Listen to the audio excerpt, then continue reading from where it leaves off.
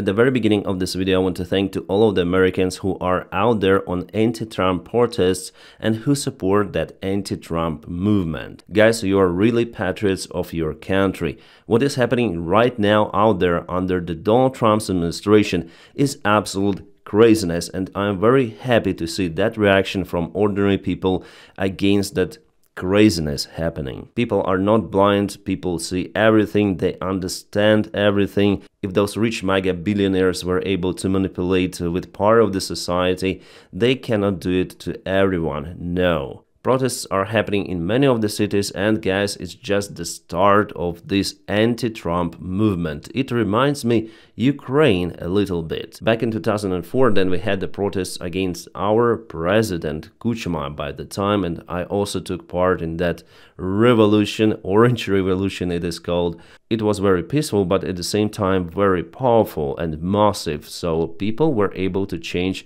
the power in Ukraine with that stuff. Is it possible for USA to change the government in that way?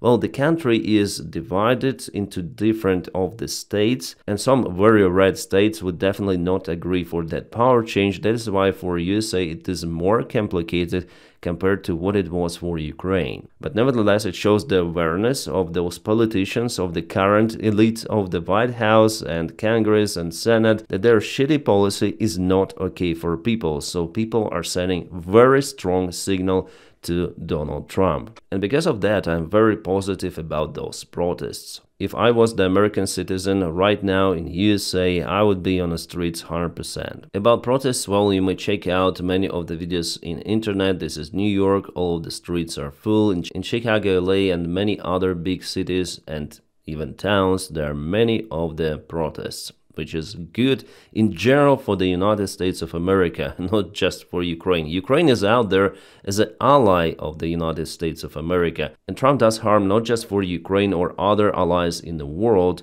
he does very bad stuff against his own people. Alright, now let's go back to Ukrainian topic. Russian army advances in Liman direction, from what I may say. For the last couple of days I see the movement from the Russian side that they want to regain the initiative which they lost on the front lines. There are multiple of the attempts for them to attack even with the big convoys. And one of those attacks happened towards Katerinivka. So before Russians crossed this river, they've created kind of the significant bridgehead on this shore, and they attack in very difficult conditions actually. They're just tiny little roads, plus terrain is not flat by the move. So for the last 24 hours they expanded this bridgehead yesterday, and today they want to create a big hump over here, and later on to move somewhere to the east maybe, or maybe turn to Liman itself. But still we witness from the frontline images that the capabilities of the Russian army are now being reduced by Ukraine and the Ukrainian FPV drones.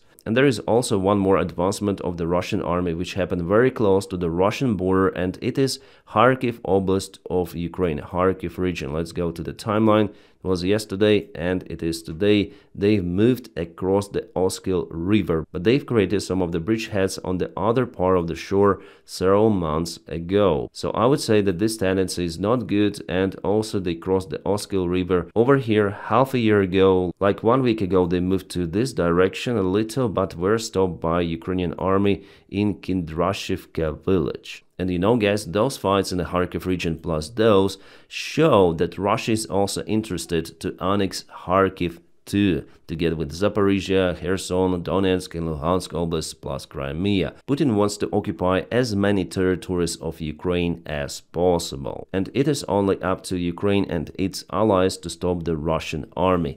No peace negotiations or ceasefire will bring the end of this war, unfortunately. And you know, NATO officials also stated that there are no any signs of any sort of the ceasefire, peace deal or whatsoever. The war will continue according to their prediction, and not just their prediction, we all I guess think like that Putin is bloody dictator who started this war to achieve his some sort of the military goals, and he is not willing to stop. And by the way, my friends, I want to say that I rely on your support on Patreon mainly, and if you want to support the job that I do, I will just put the link for my Patreon page right in the video description below. Thank you so much for maintaining my motivation, it is very important for me. You're awesome. But the movement of the Russian army is not going well for them. They have significant losses. We have the confirmation like images, which I cannot show you here, but I publish all of that on my other platforms, and here Russians were just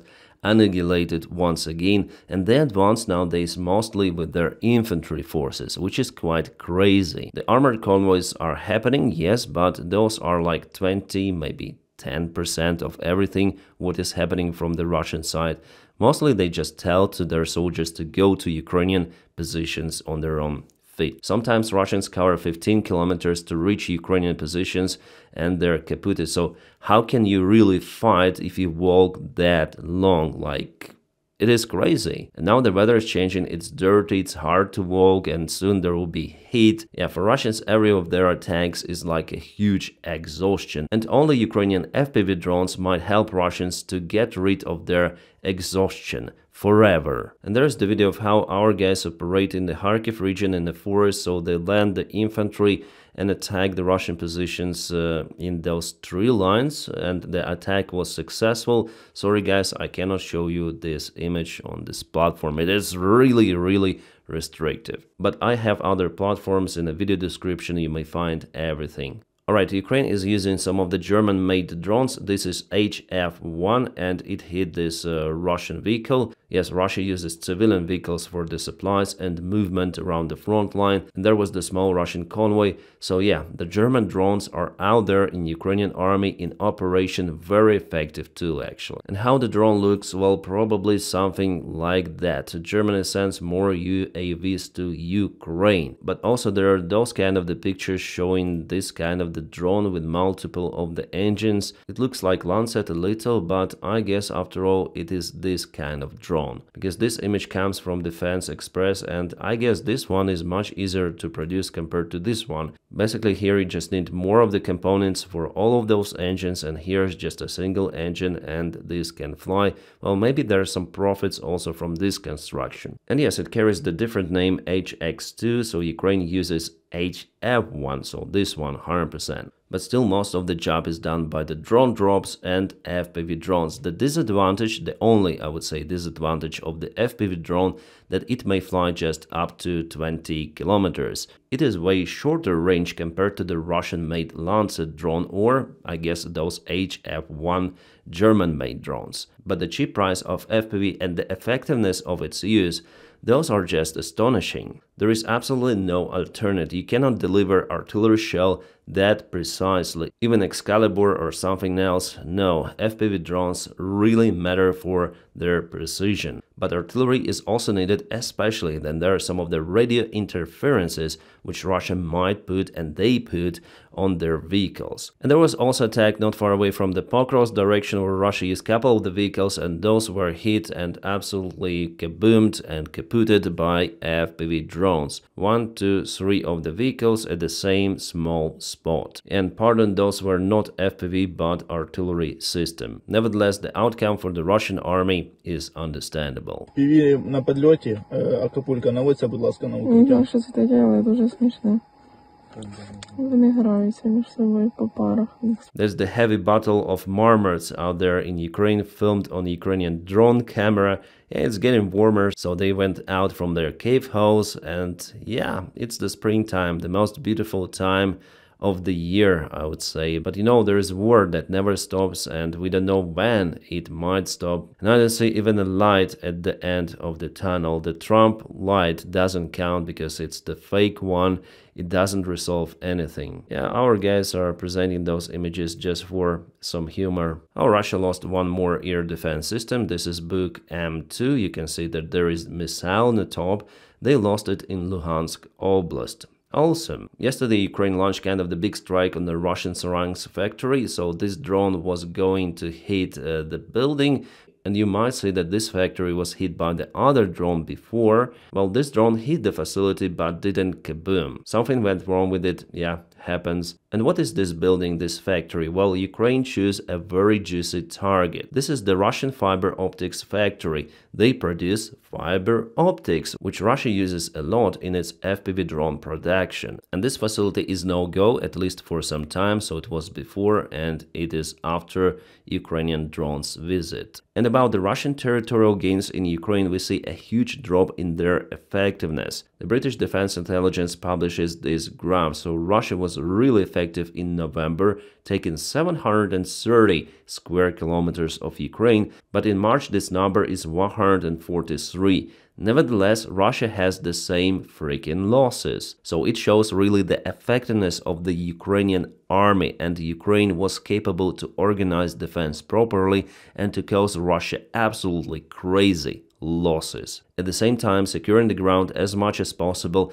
and just imagine how effective Ukrainian army could be if Ukraine obtained all of the necessary military support, like several times more, 2-3 times more, vehicles, shells, other ammunition. It could be a game changer, but yeah, Ukraine has to fight with what it has. Zelensky says that Russia continues to attack Ukraine every day. We must stop Putin together. We need just a lasting peace. Peace with real security guarantees, but unfortunately, there are no any security guarantees provided and no security guarantees in perspective for Ukraine. I think that those are not possible without participation of the United States of America. And America, well, it is slipping now under Donald Trump. And the poor reaction on the Russian strikes from the United States ambassador in Ukraine, well, it's really shocking. She is horrified about ballistic missile strike near playground, but no word here about Russia. So what ballistic missile? Who launched that ballistic missile? Even the Russian propaganda themselves, they say more about that stuff. They admitted the attack at the exact position. Freaking Russian Defense Ministry published the information about it. Yes, they lied about foreign instructors and the Ukrainian soldiers out there, but the fact that they confirm it tells a lot. And this message was shared after the confirmation by Russian themselves. Which is crazy, guys. It is absolutely unacceptable. This reaction is very, very weak if it is not really playing for the Russian side, because there are some of the conspiracy theories shared by Russians that it was the Ukrainian missile, which is absolute nonsense and fake. Yes, those theories are not coming from the Russian officials like Defense Ministry, but they come from the Russian propaganda, from the Russian military bloggers, and without the confirmation of the side, even from our close ally, the United States of America. It is terrible, guys, it is. Well, there was one more attack on Kyiv today, where ambassador of USA said after all that it was the Russian attack. Wow, finally, probably after everyone already criticized her for her previous weak statement, she finally wrote Russia. But in general, the United States of America hesitate to use the term aggressor towards Russia. That is how deep the political elite in the United States has fallen. And about the strike in Kyiv, some of the office building was hit. It is not a military storage or the part of the military infrastructure in one or other way. It is just an office building. And that's just for the last night. Ballistic missiles, cruise missiles, which Russia, by the way, launched from Crimea. So what's about the Black Sea ceasefire, or what was agreed out there? Then Russia launches those cruise missiles across the Black Sea using their ships in the Black Sea and submarines. And as usual, there are many of the drones. It is only what Ukraine was able to shut down. As usual, the effectiveness of the Ukrainian air defense is roughly 70 up to 80%.